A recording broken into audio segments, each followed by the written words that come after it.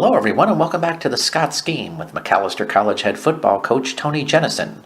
The Scots Scheme is a weekly program that gives you, the fans, the opportunity to ask the Macalester coach questions about the Scots, football or sports in general, or just seek the coach's wisdom about life events that are going on out there.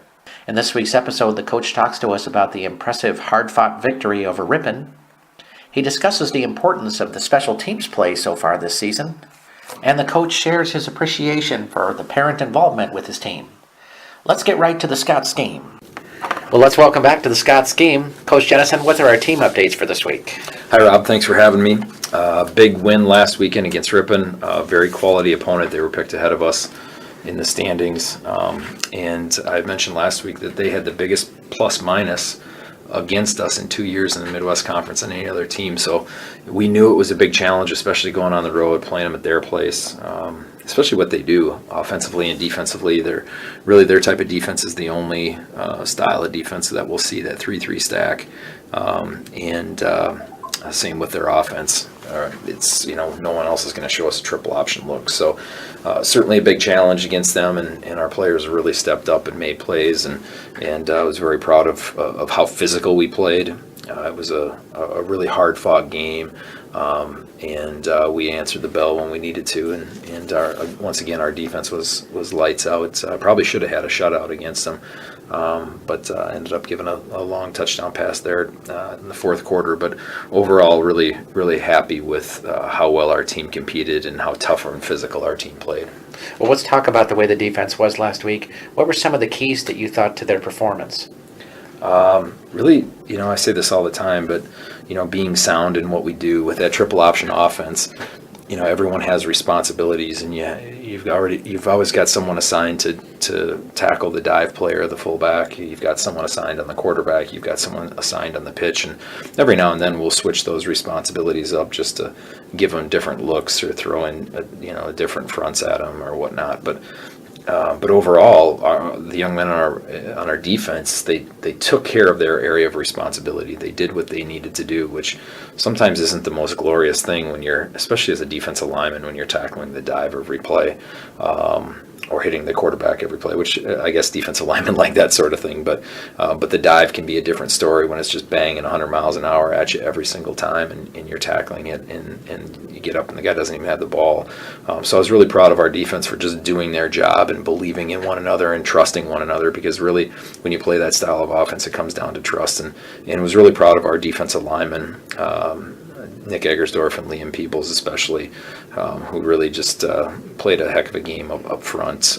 Glenn Hartford was playing like a defensive end in the game, and he had a whale of a game. And I thought Sean Hayes actually had the best game of his career, who was also playing like a defensive end. So we were really excited about that. Those guys up front just they stuffed everything up and made it hard for Ripon to do a whole lot, and then when Ripon had to go to the pass, they were putting pressure on the quarterback pretty consistently. So really proud of our effort defensively, especially up front. I think one thing that people don't really realize that you've talked to me about is the fact that in that kind of scheme, the way they play offense, is that it's kind of a tedious thing for your defense at some points, because you're just playing the same thing over and over again. And so it takes a lot of discipline to be able to work that.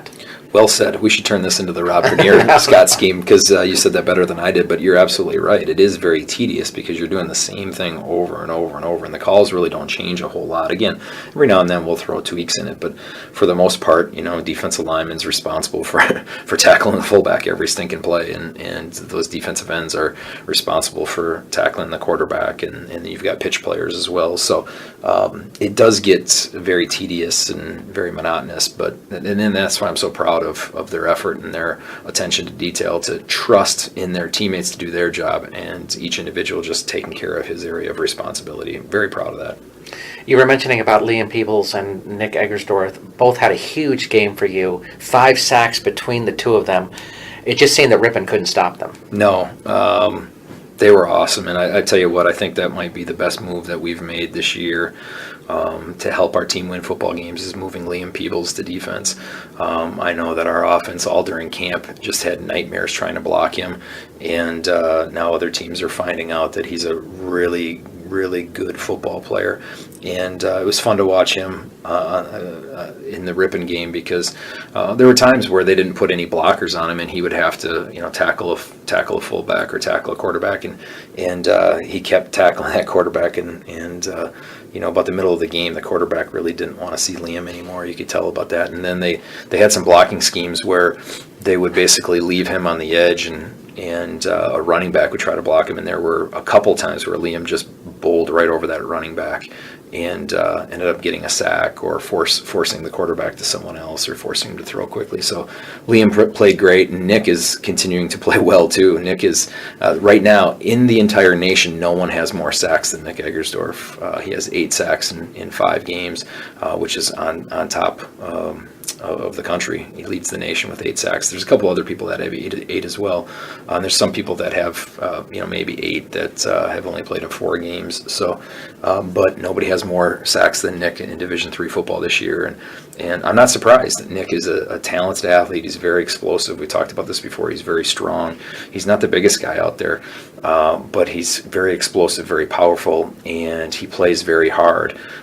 He really cares about the Fighting Scots. He cares about his team, and he's a great teammate. And again, I'm not surprised by the success he's having. We always knew he had that type of ability. The one thing I really find impressive about Nick in particular is that he's had a sack in every game. It hasn't been just like 4 in one game or something. Yeah, he's very consistent. He's, I joke that he's like the Energizer Bunny because he just keeps going and going and going, and he doesn't wear down. He's very strong mentally, and it shows on the field, especially in a game like last weekend against Ripon, because you have to be very strong mentally, and I really believe that was the difference in the game, and we preach that throughout the week is mental toughness, and Nick and Liam are really that mental toughness is their strength. So again, very proud of their effort and their playmaking ability last Saturday. One of the things I would think you'd have to be really pleased about was 4 turnovers that your defense was able to generate for you. You had 3 in the first few games of the season. Mm-hmm. Was there something that was different or a different focus, or just the breaks worked out that way for you? Yeah, it's probably more the breaks. I mean, we work on it all the time. Coach Mullenbach does a great job of doing different circuits every day, whether it's pursuit circuits or takeaway circuits or he's got other ones he does. I'm blanking on right now. Block protection and different things like that. So I don't think it's anything we did differently. I think it's just their type of offense. Sometimes they put the ball on the ground with that pitch, and we did that. Glenn Hartford made a great play. It was 1st and goal at the 6 in the opening. I think the first play of the second quarter, and Glenn forced a fumble on one of their pitch plays because he got a hand on it and knocked it down, and Nick Eggersdorf recovered the fumble. So and then because we were stopping them to running the football, they had to go to the passing game, and that's not their strength. I mean, their strength is running the football, and we always feel like it's a little bit of an advantage for us if they're going to pass the football. And we made some great plays back there. Jack Schultenover made a great play. Chance Carnahan made a diving interception. So yes, we were very pleased with the turnovers, but I think it's probably just the breaks. I don't think it's anything we've done. Certainly it's something we work on all the time. So I don't think we ratcheted it up or anything like that last week and got the turnovers. It's just something that hopefully we were due to have because we have worked on it consistently throughout the season. One thing we really haven't talked much about this season, but we saw really in prime position this last weekend, was your special teams. Yeah. You had Ben Haltmeyer hits 3 field goals, 7 of 10 on the season for you already, and Matt Glassnap has 7 punts, including a 54-yarder. They really seem to be a big edge for you guys. Yes, I would agree, and I'm glad you brought that up because it is something within our program that I think oftentimes goes unnoticed. Certainly it doesn't go unnoticed to our coaches. We actually have an award every week. We have a brick because to me the special teams are the foundation of your team, and so we have a brick award every week that we give out for the top special teams player on the team, and I've been really ecstatic about how Ben's come along. So Ben actually injured his knee. He had an ACL injury playing pickup basketball last offseason, and basically wasn't he was clear, but it was just before camp opened, and it was, and he wasn't even supposed to be cleared at that time, but the doctor had cleared him, and he really hadn't been kicking many footballs up until that point. And we actually went into the Carleton game, the first game of the year, and we had Matt be our opening day kicker, just because we weren't sure that, Ben was completely ready to be back. We just thought Matt was a little bit stronger at that time, and Ben's continued to improve and get better, and now he's really hitting the ball well, and he's made some big kicks this year. You think about that Illinois College game where, it's a tie game late in the fourth quarter, and we've got the ball inside the 10, if my memory serves me correctly, and we just keep getting pushed back and back and back, and next thing you know, it's like a 42-yard field goal on fourth down, and Ben comes up and nails it to give us the lead late in the fourth quarter. He's been really strong for us this year, and Matt Glassnap has just been a complete stud this year. He is booming kicks. He's getting them off quickly. Teams are having a hard time fielding them. To me, he's an all-conference punter, and Ben might be an all-conference kicker too. I know that Ben was ranked, I think someone told me he's ranked 5th in the country for field goals per game right now, which is awesome. But Matt has just been stellar this year, and I'm definitely going to nominate him for an all-conference punter because I think he deserves it. He's been a weapon for us, and our coverage units have been good as well. Not to mention punt return. We're averaging close to 10 yards of punt return this year, so that's been a real nice team for us too, because we're getting a little bit more field position than we have been out of that group in the past. That's pretty impressive. All these guys ranked in the nation. Yeah, we're not used to that. I told someone else, I don't know who I told this to, but we're not used to that. And I think it's because we really don't care about statistics around here. I mentioned this, I think, last week, that the only statistic I care about is the win-loss record, and if we're winning football games, and if we are up in games, well, then we want to get other people in to give them an opportunity to play, and that's the most fun that I ever have as a coach is seeing the guys who don't get in much play and seeing the reaction from the guys who do play a lot, because they're usually really excited to see the young guys have success, or the guys that aren't getting in there a whole lot. So we've never really been a team that has a lot of national rankings, and I just think it's because we don't focus on that. It's not, statistics aren't necessarily important to me. I'm more concerned about the young men in our program and our team culture, and that everybody's having a great experience. So it is kind of neat though to have those people ranking nationally. You take on Lawrence this week, who's 2-2, averaging about 295 yards per game of offense. Now they have 3 really good quality running backs. What are you seeing out of them? Well, there's a lot of deception in their running game. You don't know who has the ball half the time because they're doing all this jet motion or fly motion, whatever you want to call it, and they might give it to that guy. They might keep it and give it to the back. They might the quarterback might keep it, or they might do play action off of it. And they're in a lot of unique formations, some unbalanced formations, and they have sometimes certain receivers are eligible and others aren't, and so it's a lot of deception out there. There's a lot of confusion. I think that it's hard to defend stuff like that because there's a lot of ways that they can attack you. So we certainly have our work cut out for us this year. I really like their quarterback. I think he's a good player.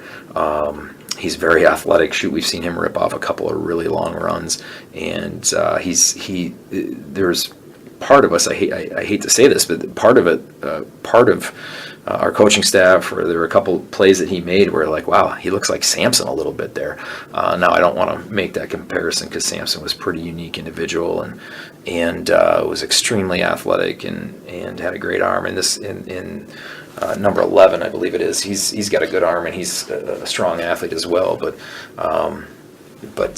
he certainly poses a problem for us. I know that. Looking on defense for them, Jake, and I hope I'm saying Gotisha is correct there, has been a big-time playmaker for them, leading the team in tackles and interceptions. What are you noticing about his play as you've been studying him this week? Well, we've been noticing him, I can tell you that, and he is a very good player. He plays out there as an outside backer for him, and he gets involved in the run game pretty quickly, and he's a very good tackler in space, and he's good in the pass game as well. So yeah, he definitely stands out. I think their linebackers overall are really good. They got another guy on the other side. I forget what number he is, and I lost my sheet. I'm looking for it here, but I can't find it. they got another guy, the other outside backer on the other side is pretty talented as well, and the guy in the middle is good too. So they've got some linebackers that can run, that can play in space, that are tough and physical in the box. So yeah, we've noticed him, and we know that he's definitely, I think, a key to their defense. But they've got some pretty good secondary players too. They're pretty young, but one thing that I've been impressed with since Rob has been there, Rob McCarthy is their head coach now, and Rob and I coached together in 1998, 1999 at Wisconsin Eau Claire. Rob was the D-line coach, I was the DB's coach, and since Rob has gotten there, they really play hard. They're a young team, but they really believe in themselves. They believe in their schemes. You can tell they're confident in their schemes, and they really play hard. Last year, we were in a dogfight with them. I think it was I can't remember the score at halftime, but it was either a one-score game or it was even, and we kind of pulled away later in the second half into the fourth quarter. But they gave us everything we could handle, and I really credit Rob. I think he's done a great job with that program, and again, you can see the confidence they have, and you can see how hard they play. So we know that they're going to be a handful, especially their defense under Rob's leadership. I know they're pretty good, and that 17 is I think he's their best player on their defense. Before we head into fan questions this week, you're at the halfway point in terms of games played this season, 4-1. You're tied at the top of the conference. What's your assessment of your team so far at this point? I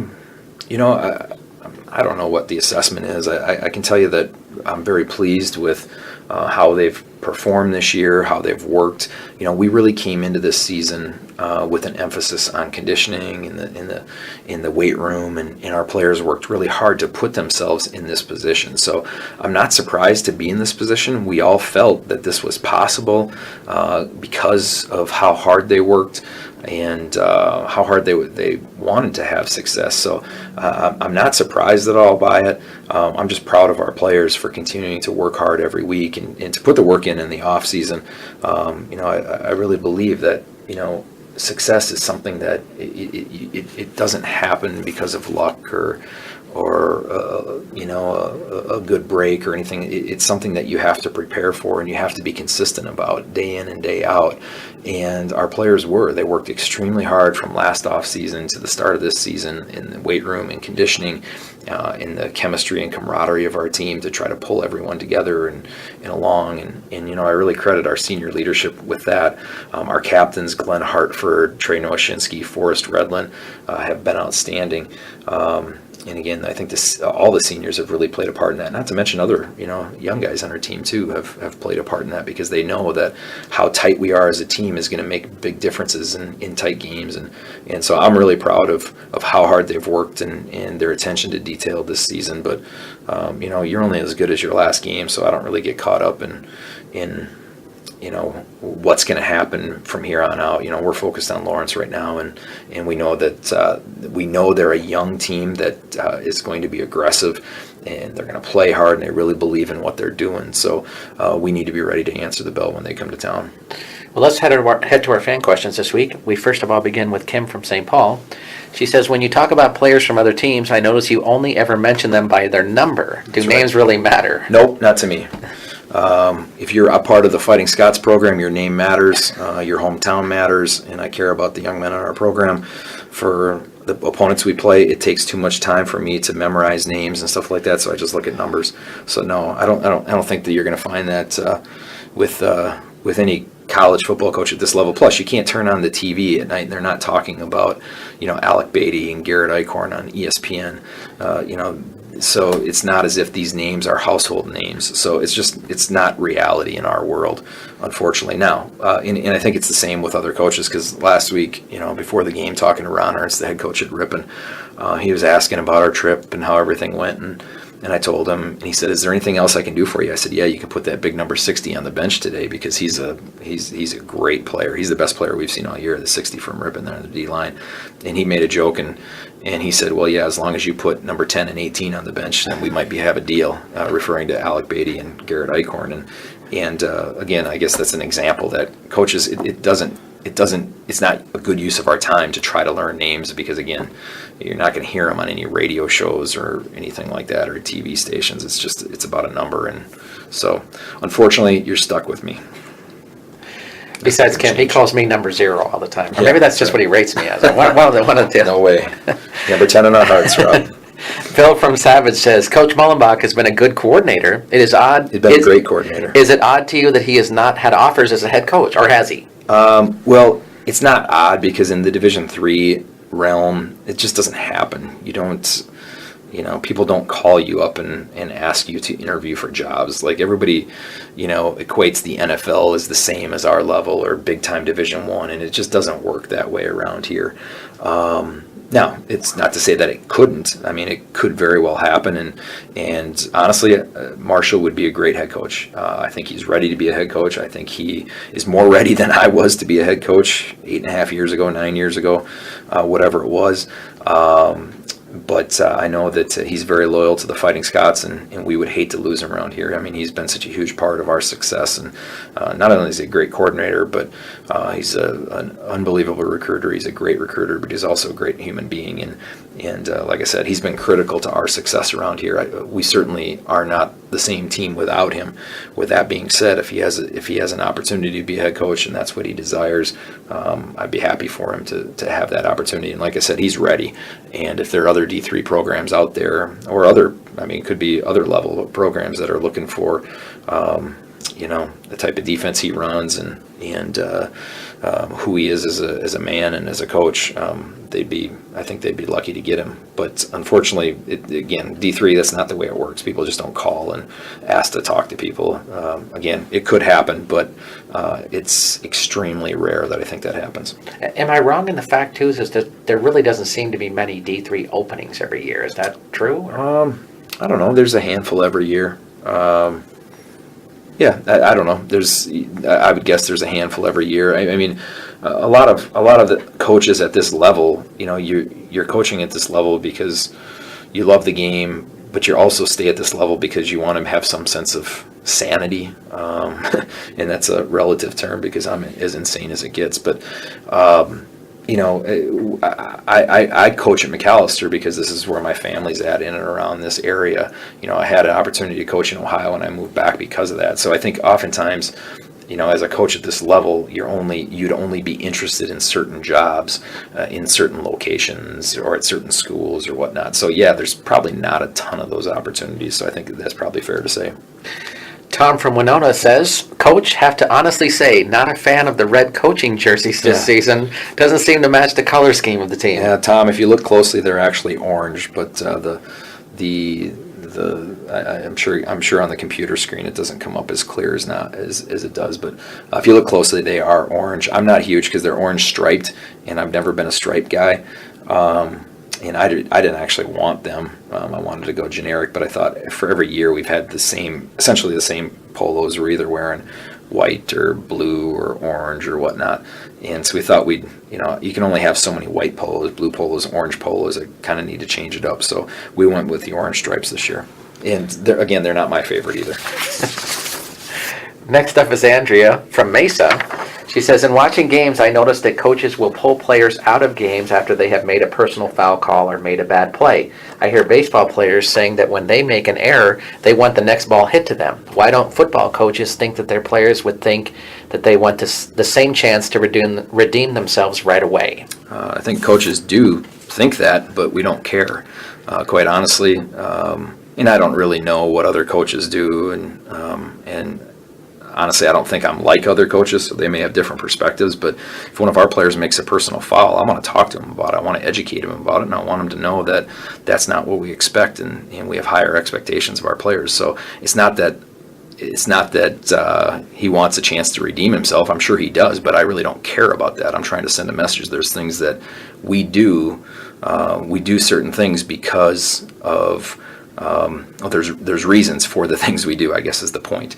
And again, it's not about that young man wanting to redeem himself. It's about me sending a message and me educating him about certain things. So again, I might be different than a lot of other coaches. I think I actually am different philosophically than a lot of coaches, but it's not really about the players and where their mind's at or anything like that. It's about me sending a message and educating him and the rest of our team about who we are. Ryan from Madison would like to know what you really like about coaching at Macalester. The players. We have outstanding young men who are serious about challenging themselves academically, but also passionate about football. And, where I played at Wisconsin lacrosse, I had a great experience, but I remember, a lot of my teammates weren't very serious about their academics. And it's different here. And I enjoy being around. I was always that type of student in college that I was very serious about my academics. And in hindsight, I wish I had studied a little less and maybe worked on my social life a little bit more. But I'm at a place now with Macalester where we recruit naturally just really exceptional people who are serious about challenging themselves academically, and we're just trying to find young men that are passionate about football as well. So it's totally the players for me. That's what I like about coaching at Macalester, because I tend to we tend to recruit really good people who come from really good families, and I'm the type of person, I want to surround myself with people that lift me up. I don't want to surround myself with people that pull me down. So that is the reason that I like coaching at Macalester. It has everything to do with the players and families. Our next question comes from a parent at Macalester who says, as the parent of a Macalester college football player, how involved do you want us to be in the sport at the school? Very involved. We have a very strong parents association that does meals after every game. They help us sell apparel at games. They're doing little spirit stuff during halftimes now.